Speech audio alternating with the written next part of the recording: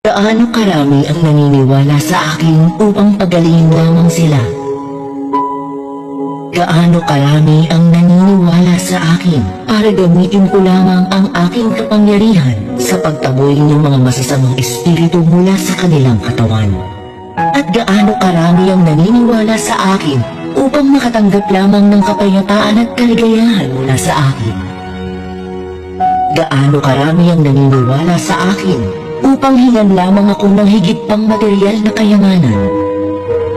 At gaano karami ang naniniwala sa akin upang gugulin ang buhay na ito sa kaligtasan at upang maging ligtas at tiwasay sa mundong darating? Gaano karami ang naniniwala sa akin para maiwasan lamang ang pagdurusa ng impyerno at tumanggap ng mga pagpapala ng langit?